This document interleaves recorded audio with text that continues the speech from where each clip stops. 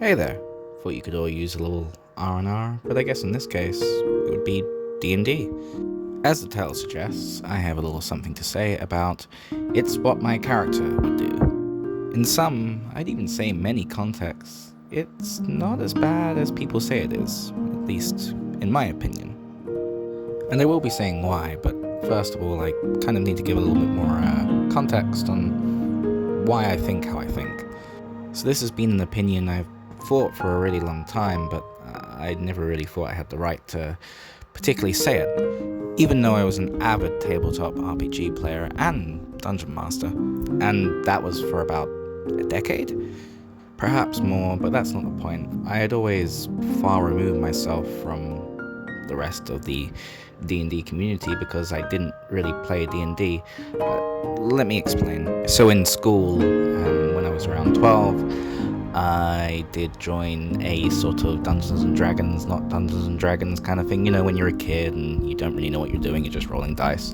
I joined a group during our break time, and we did that for about 2 years, but I was criticized when I DM'd myself because I was not playing by what they considered to be the rules, even though they weren't doing the rules. Either way, I didn't really fit in with my DMing style, but some of my friends liked it and they kind of joined me, and it developed into its own thing, and that's where I'm going to insert it here. I made Dimensions and Destinies.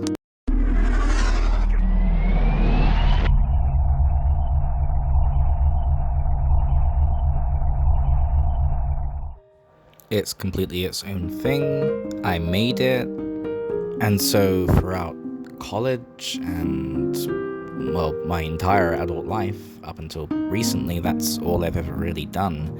And, you know, a lot of people would still say that my opinion is still valid, but it was very different, and usually when I would see something in Dungeons and Dragons or Pathfinder or any of the editions or whatever, I would look at that and I would say, well, that's how it is in that. With me and Dimensions and Destinies, it's this way because, well, I say so.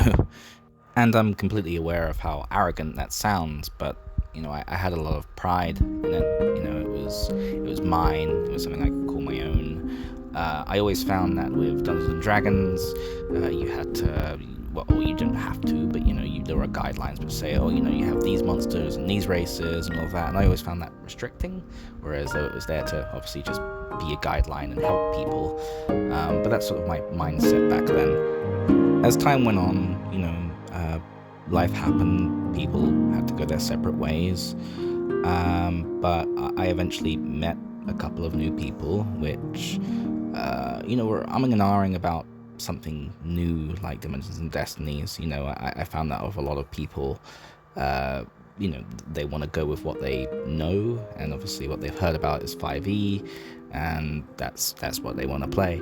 And so, you know, you can't just say, oh, but I've got this thing you've never heard of, come play, please. And a lot of the time you're either going to get ignored or you're going to get a no. So I thought, well, when I adapt, you know, I've got a lot of creative strength behind me. I can do Dungeons and Dragons. You know, how hard could it be?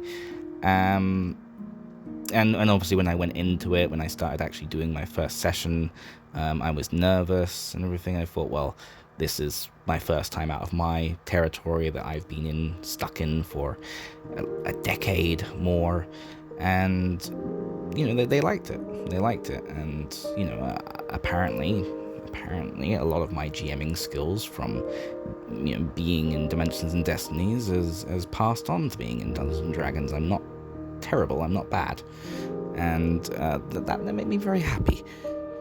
To be clear, I still do have friends which are firmly in Dimensions and Destinies, and that will always be my own, and that will be the thing that I value the most. But you know, with Dungeons and Dragons, I've definitely gotten into it a lot more, and I've spent a year or two on it with these new friends and everything, which is what brings me to the subject of the video.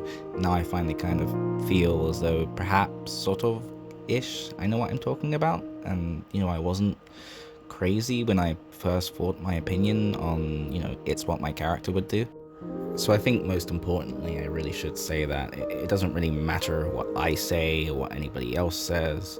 Your table is your table, and no one can really change your opinion. So long as all the players at the table are cool with it, then you should be able to run your game however you want, even if it is very unconventional. So a few years back, I don't remember when, and I don't remember who I was watching. I was watching someone on YouTube, and I heard it said for the first time, it's a poor excuse, it's what my character would do. Why would you say that? Why would you do that? And I just kind of remember thinking, this guy's a moron. And then, but I mean that in the nicest way, because I came to see that perhaps I was the moron, because I was looking at the fact that there was lots of other people that were saying the exact same thing. I'm like, oh wait, this is, I thought this is actually widely accepted. This is what everybody thinks. Why am I on the other end of the fence? And I think I understand why.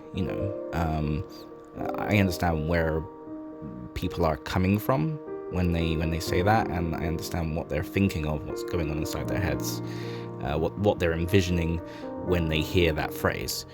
They're thinking of the guy which perhaps puts the party in jeopardy. They are thinking of the person which goes into the tavern and, I don't know, stabs the barkeep or something. They're thinking of somebody that's being very volatile, and they sort of say, this is no excuse to be a dick. They will say that you chose to make your character that way, make them different. And of course that their fun shouldn't sacrifice the fun of the rest of the table. And in part, I do agree, but I think the phrase itself has kind of been demonized. There are good contexts to it, and it's not something you can really say at the table anymore, because it's like a really bad meme or something, or it's like a red flag, and it shouldn't be.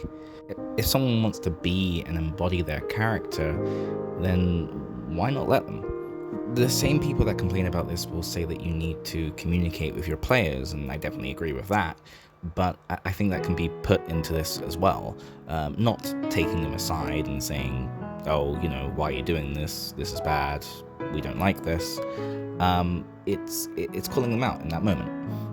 Maybe they really are getting into the headspace of that character, and that's where it's led them. Any good player will tell you that they don't necessarily know where their character is going. They didn't know that they were going to end up in that, in that moment. In fact, it's not just D&D players. Like actors will say they didn't necessarily know they're going to act. Their character was going to end up in that space, and a lot of players won't know that with their characters either. It's just it's something almost subconscious that comes about.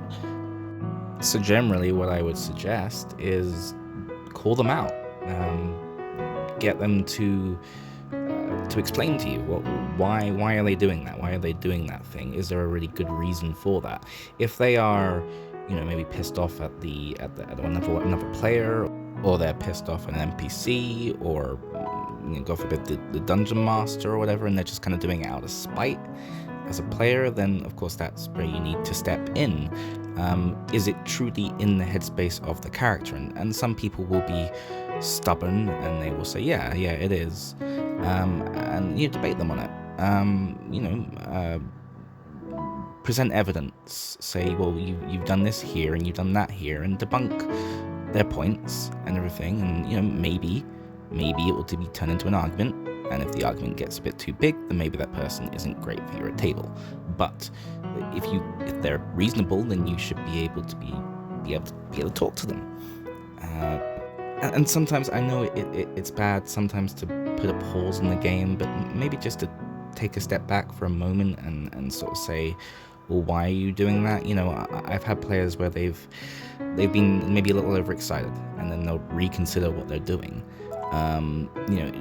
Ask the question is that really what your character would do?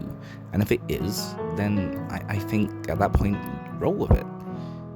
If it's going to be game ending, then who knows, maybe you can give them a little warning about that, and if that's something they're kind of okay with, then maybe talk with the other players about that. They're in the moment. Of course, if you wait until the end of the session, then by that point it really could just be too late. A lot can happen within the rest of the session, and at that point it could just be a case of what's done is done. Which in some cases, if everyone's cool with it, then it can be exciting, it can be good, and consequences make things more exciting. But if it's like, with what we're talking about now, with what my character would do, then I would say it's worthwhile stopping your game for just a moment to debate this, to talk this with them, talk about the headspace of their character. Again, it's worked many times for me, and as the DM, you are literally helping them to be their character. Of course, I would never interject if it weren't necessary, if they were going to screw themselves over or screw the rest of the party over and the rest of the party didn't look happy about it, then that is the point to interject. Otherwise, obviously, it's their character. As a DM, you have no business in doing that. But of course, you do have to, in those harsh moments, make the decision as judge to debate that. If they're doing it because they're metagaming, or because they don't like someone at the table, or they're angry, or they're getting overexcited, then that is your moment to unravel that and understand that. If the emotions are so fresh that they're not being reasonable, then either they have to not be there at your table, or you need to take a step back and take a breather. I personally next to never actually take that breather, because I crack down so hard on the whole debating side of things, and I'll talk very logically and matter of fact to someone that is a well of emotions at the table. Now, I do totally agree that if they are simply just being a dick and they're not really being in the headspace of their character, then at that point it's not really a good excuse. They are either going to have to stop that behavior, or they're going to have to leave, and that's totally fine. I should probably also touch on the subject of course, boundaries and I guess trigger warnings and things that not everybody is going to be cool with. Of course, if you're stating that before the game, then regardless of whether they're in the headspace of the character or not, they can't breach those boundaries that you've talked about. Of course, if they are and you maybe haven't thought about it, then I guess you should stop the game right there and say, oh wait, we aren't cool with this. And of course, it comes to those same crossroads of they can say, oh right, yeah, sorry, I didn't I didn't know, or of course they could kick up a fuss and perhaps you guys would go your separate ways. So inappropriate themes definitely don't apply. But in terms of, I guess, them maybe doing something reckless that the party's like, oh, we had a plan, why you doing that, then maybe, just maybe, it is what their character would do, and I really do think that's okay.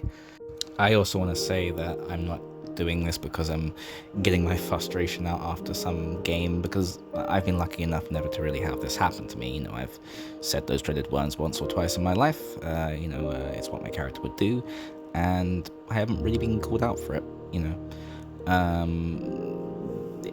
That's fine. That's perfectly fine as far as my group is concerned, and I definitely feel really lucky for that. I just wanted to say my piece because I see so much of this on the internet, and I get why, but I feel as though people aren't really looking at it from the right perspective.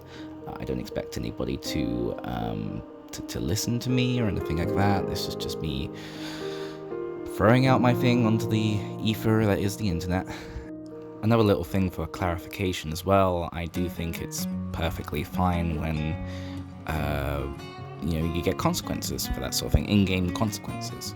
So, if they're going to do something reckless and it's what their character would do, then of course it's what the world would do in response. There's going to be reactions, and if the player and the DM are both fine with that, then saying it's what my character would do is absolutely fine. The DM is perfectly within their right as well to respond, well, that's what the world does.